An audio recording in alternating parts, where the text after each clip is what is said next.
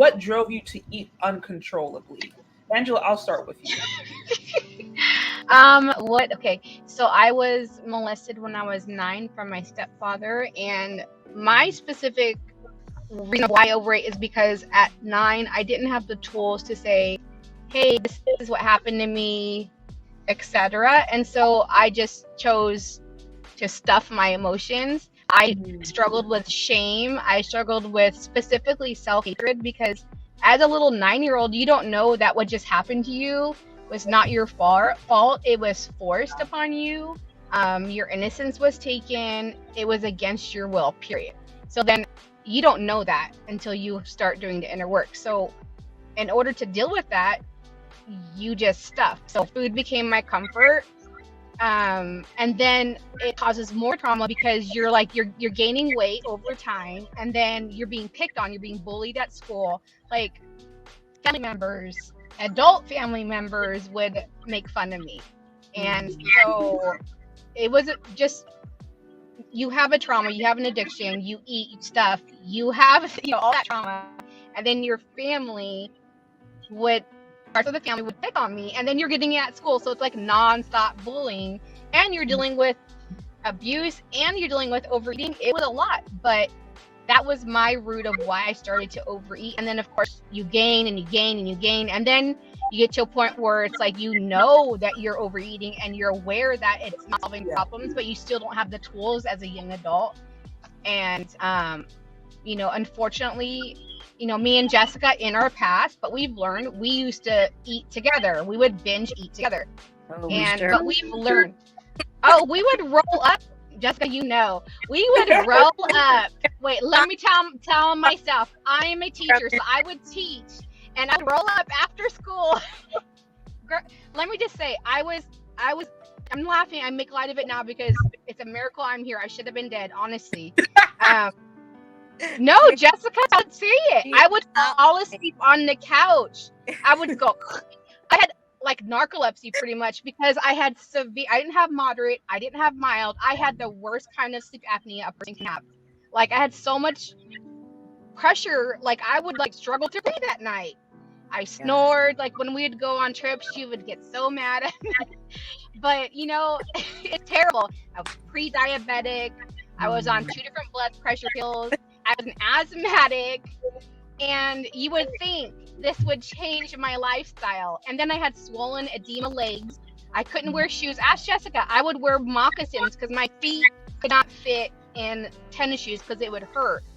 And you would think I would lose. You would think I would lose weight. No, tried watchers 3 times, didn't work. Tried all these things, didn't work. Gained on, you always gain weight after you have, you try a diet, which never really works. It's a mindset. We all know that. So when you constantly are getting the weight and everything, doesn't work, you're like, well, what am I left to do?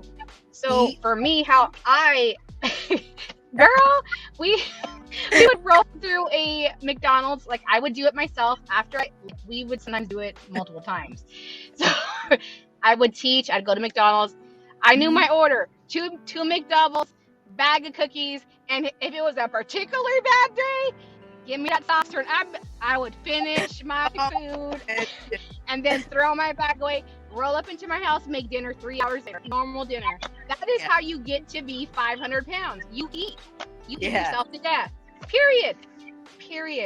It wasn't that I wasn't active. I was consuming way too much over a long time to get that size. That's simply how you do it. At one point, you couldn't even be active, though. Yeah, exactly. Well, when she had gotten to a certain size, you're saying she couldn't. I was a 32. At one point, 32. Her body was literally shutting down. Down. It was shutting down. I would be sitting on my couch because we have history. We would be on my couch. We would be having a conversation right now, but because with sleep apnea, you don't get oxygen in the middle of the night. So you're constantly holding your breath, basically. So her brain wasn't getting, the right amount of oxygen she should have been getting. She was extremely tired all the time. So we would be sitting on the couch, talking, look over, and she'd be out. I'd be like, and I'm not out like she's not breathing. I'd be like, Angela.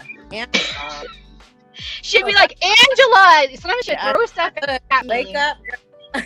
I would literally pass out asleep because when you're in sleep deprivation with not getting oxygen to your brain, literally with sleep apnea, you can research it.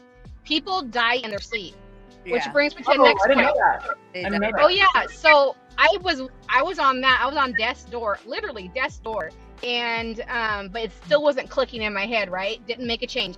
Then I had a friend of mine pass away. He was a heavy man. We were supporting each other in weight loss journey.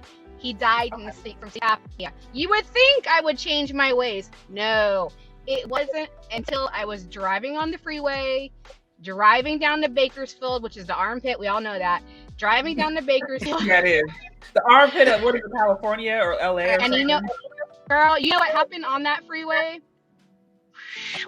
Off the freeway. And that was my wake-up call. Do something about the weight or you're going to die. Period. You're going to die. So I started losing weight, hardcore. I went hardcore. Me and Jessica, we signed up for a personal trainer. Woo. Well, there was a period of time we didn't live in the same town. I had moved up. Too. My heaviest that I 325 pounds, and I was around 22, I think. And I had moved up to Northern California to do this like this school out there. And so my second year out there, there was 5 of us girls in the house. And during November, we had decided to do this plant-based detox. We didn't eat meat.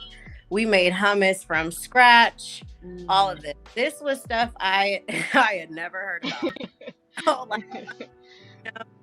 So we did it for a whole month, and we would do like walking video in the living room, like walk around. Yeah, Leslie. We didn't do that much like activity. We just did this. We followed this plant-based detox. I lost 25 that month in November. Okay, that's great. Went back to school, like the ministry school that I was in, and a lot of my classmates were like, "Oh my gosh, you look so good. You look so good." Mind you, I'm 22. I probably have been trying to lose weight since I was 8. I mean, I got made fun of. Yeah. I felt bad for not being the cute little sister, big sister. You know, like boys didn't like me, like, you know. And so for me, I had older brothers, so I kind of put on a hard exterior, you know, because it was, you know, hurtful, being all that type of stuff. So fast forward, I'm 22. I lost 25 pounds, and something clicked. Wow. And we weren't together. We obviously were living separately, but we stayed in contact all these years. So by the time I left Reading back home, something 75 pounds. I come back home, and me and Angela obviously are hanging out, you know, whatever. And her like really bad, and she needed to lose a certain amount of weight, and so it kind of was a ripple effect. Yeah. Started putting it together, and I never looked back, and I won't ever look back. That's great. Back ever. I've lost 150 pounds. You know. Well, you said you lost how much? 150. That's great. That's fantastic. So like, I mean, that is something just clicks, and something has to click in order for you to stay successful. And that click has to happen is in your. That click has to happen in your mind. And once you get that, or you understand, I am more than this emotion. I'm stronger than this emotion. You will be in charge. And that emotional eating, or that tie, that kind of like that choker that it has, rip will loosen over time. That sugar hits your brain like heroin. So at some point it just will, like there are factors that are playing a role in why you turn to certain foods that you do. And so it means that it's going to take some more effort, some more, consistency to go against that. One of the reasons why we have been successful is because we are very open with ourselves. We're very transparent with ourselves as individuals and with each other. And so that is one of the reasons I've been able to be my true self around Angela and be like, I'm struggling. We used to go get a large Little Caesars pizza with a whole bag of sticks, the sauce.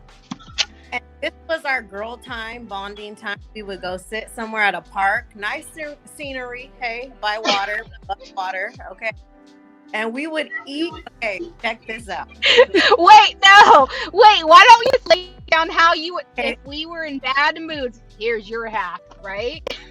So we would eat to almost maybe 2 pieces left and then just be like, oh, we might as well finish it. And really, I think that's one of the things I wanted to talk about is like, you have to have a support system, online community, whether it's you.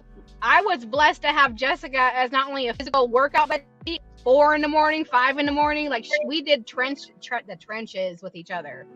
So I was blessed to have her as like a workout buddy. I've seen her along the journey. She's seen me along the journey. We check in, have support, definitely have support.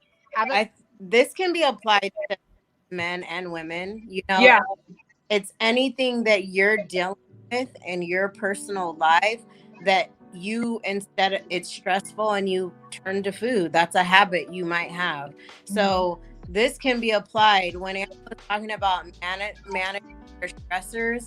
Like, I now know instead of turning to food, a cookie or something like that, I will go for a walk. I will work out. I will do something different. I will eat something that's healthier. But that's taken time of retraining myself to not go for that cookie or whatever it might be, because at the end of it, we all know that feeling we get. When me and Angela would eat that food, that pizza, we did not feel good after that. And it's like, it's very important, like you were saying, Sherry, to have those, basically replacement behaviors is what we're talking about.